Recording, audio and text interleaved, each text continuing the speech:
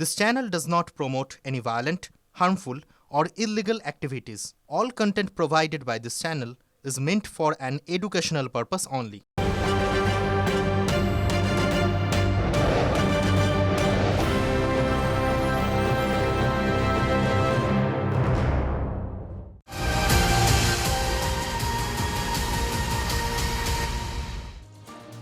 তিলোত্তমা ধর্ষণ খুনের ঘটনার তদন্ত, সেই তদন্তে অগ্রগতি এখনো পর্যন্ত যেমনটা জানা যাচ্ছে, এবারে স্বাস্থ্য ভবনে তদন্তের আওতায় আনা হচ্ছে নিহত চিকিৎসক তরুণীর সহকর্মীদের। খুনের ঘটনার পর কারা কোন উদ্দেশ্যে আরজিকর হাসপাতালে গিয়েছিলেন তাদেরও পরপর ডাক পাঠাবে স্বাস্থ্য ভবনে তদন্তকারী দল।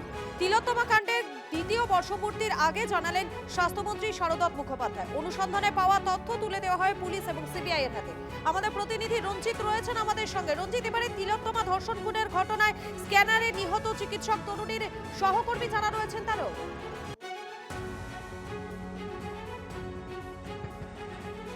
একদমই দেখো, পরিবর্তনের সরকার, অর্থাৎ তৎকালীন যিনি বিরোধী দলনেতা শুভেন্দু অধিকারী, তিনি কিন্তু বর্তমানে রয়েছেন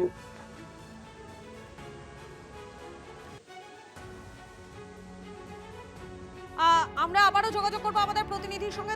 তবে আরো একবার আপনাদেরকে জানাই, তিলোত্তমা ধর্ষণ খুনে এবারে স্বাস্থ্য ভবনের তদন্তের আওতায় আনা হচ্ছে নিহত চিকিৎসক তরুণীর সহকর্মীদের। খুনের ঘটনার পর কারা কোন উদ্দেশ্যে আরজিকর হাসপাতালে গিয়েছিলেন তাদেরও পরপর ডাক পাঠাবে স্বাস্থ্য ভবনের তদন্তকারী দল। আমি আরো একবার চলে যাবো আমাদের প্রতিনিধি রঞ্জিতের কাছে। রঞ্জিত, তুমি যেমনটা বলছিলে।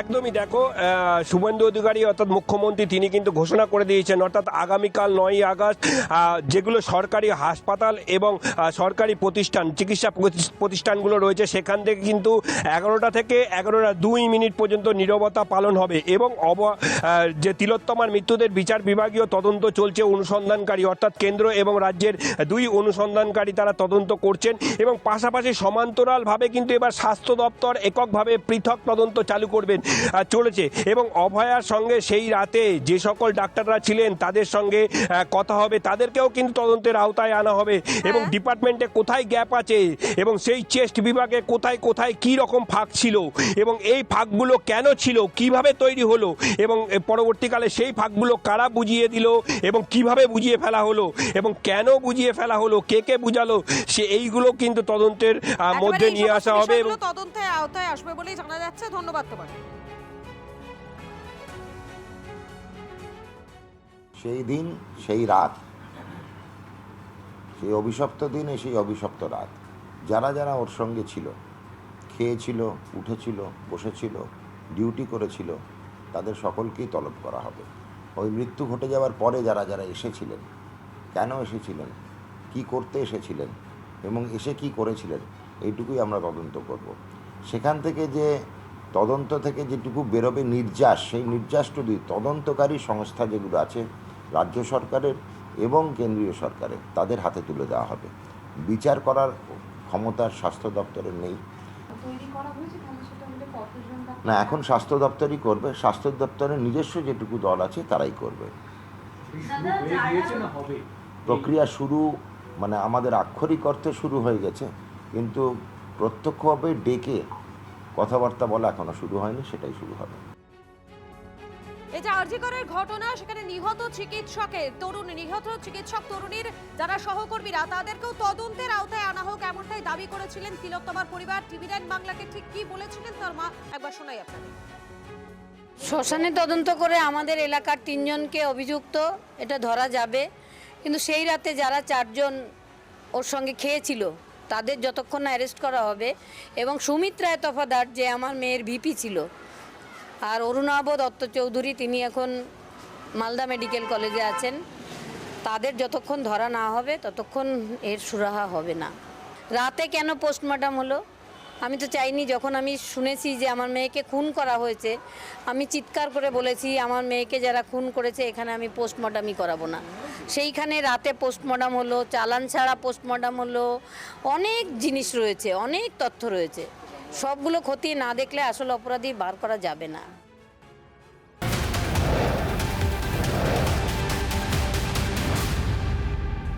দেখুন, সিবিআই বয়ান আগেই রেকর্ড করেছে, এবার তিলোত্তমার সহকর্মীদের তদন্তের আওতায় আনছে স্বাস্থ্য ভবনও।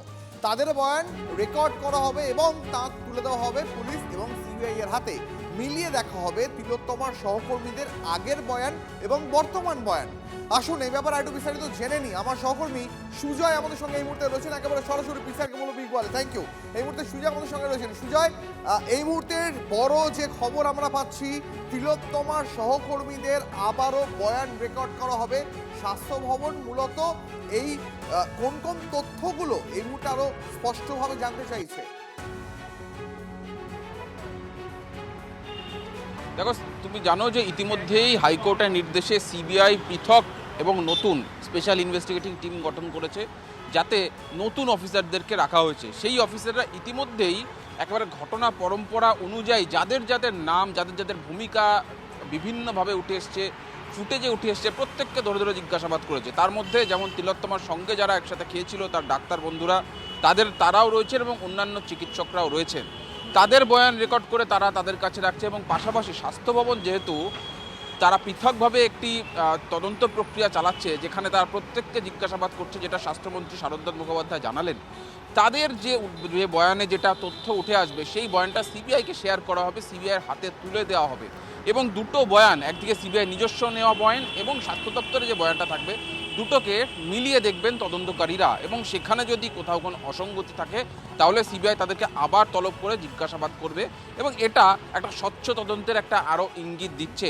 ইতিমধ্যেই 4 জনকে জিজ্ঞাসাবাদ করা হয়ে গিয়েছে, বাকি যে তথ্য প্রমাণ সেটা সংগ্রহ করা হয়েছে। তিলোত্তমার মা যাদের কথা বললেন সেই ডাক্তারদেরও জিজ্ঞাসাবাদ করেছে তদন্তকারীরা। কিন্তু এখানেই শেষ নয়, যে বিশেষ তদন্তকারী দল তারা জোর কদমে আবার পুনরায় করে তদন্তটা শুরু করেছে, একেবারে প্রথম থেকে তদন্তটা শুরু করেছে, যাতে তিলোত্তমাকে সুবিচার পাইয়ে দেওয়া যায়। 2 বছর হতে চললো, কিন্তু তাতেও পরিবার সুবিচারে আসা হয়নি বা পরিবারের সুবিচারের যে দাবি ছিল তা মেটেনি। কিন্তু সিবিআইয়ের আশ্বাস যে তারা প্রত্যেকটা বিষয়কে, পরিবার যে বিষয়গুলো অভিযোগ তুলেছিল, প্রত্যেকটা জায়গায় তারা তদন্ত করে সঠিক তথ্য সামনে নিয়ে আসবে। অনেক ধন্যবাদ সুজয়। দেখুন, তিলোত্তমা কাণ্ডের পরও আরজি কর নিয়ে কিন্তু এখনো অনেক প্রশ্ন। কোথায় কোথায় এখনো ফাঁক ফোকর, কারা তৈরি করেছিল সেসব? তিলোত্তমা কাণ্ডের পর কেনই বা দ্রুত তড়িঘড়ি সেই সমস্ত ফাঁক ফোকর বুঝিয়ে ফেলা হলো? নেপথ্যে কারা, সে ব্যাপারেও গুরুত্ব সহকারে তদন্ত জানিয়েছেন স্বাস্থ্যমন্ত্রী শারদনাথ মুখোপাধ্যায়।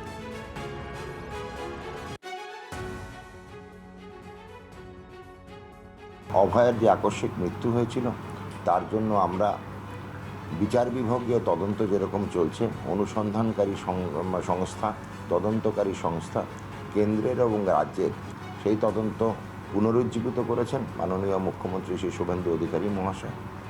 অভয়ের সেই দিন সেই রাতে যারা যারা তার সঙ্গে ছিলেন তাদের সঙ্গে কথাবার্তা হবে, তাদেরকে তলব করা হবে। অভয়ের যেসব মাস্টারমশাইরা ছিলেন তাদের কাছ থেকেও আমরা কথাবার্তা শুনব।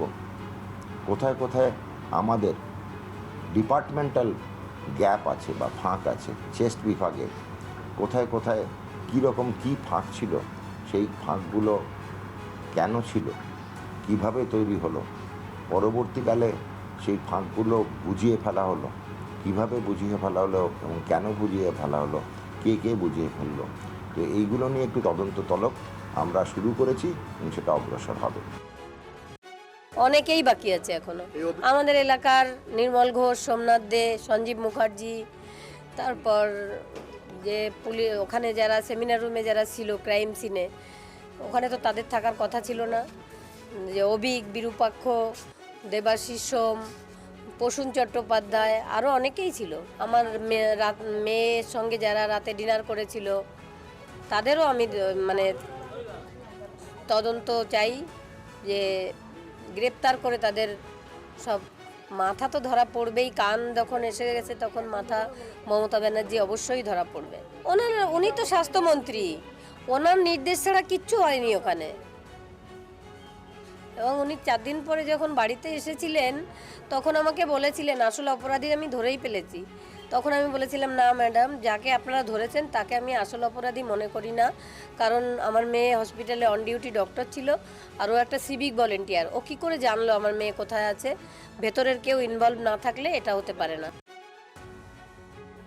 মমতা বন্দ্যোপাধ্যায়ের পুলিশ 24 ঘন্টার মধ্যে অ্যারেস্ট করেছিল মূল অভিযুক্তকে। 3টি কোর্টে সবপক্ষের শুনানি হয়েছে, তারপরে ওনারা যদি এই কথাগুলো বলেন তাহলে একটা রাজনৈতিক এজেন্ডা সামনে রেখে তো ওনারা তো ক্ষমতায় এসছেন, এই তাহলে এখন ওনারা কি করলেন 2 মাস ধরে?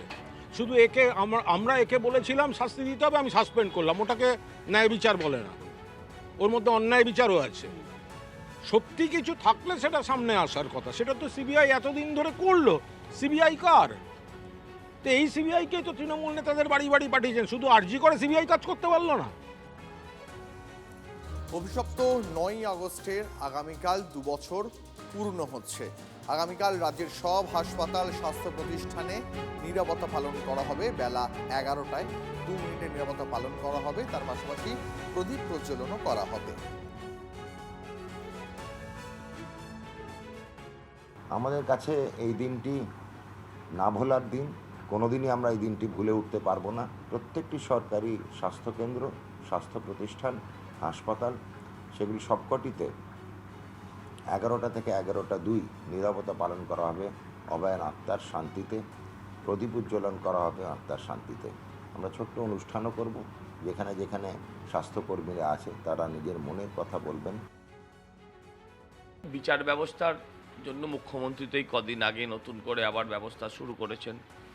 3 জন আইপিএস এখনও সাসপেন্ডেড অবস্থায় আছেন, কিন্তু আমরাও খানিকটা হতাশ, দুঃখিত, এবং এর জন্য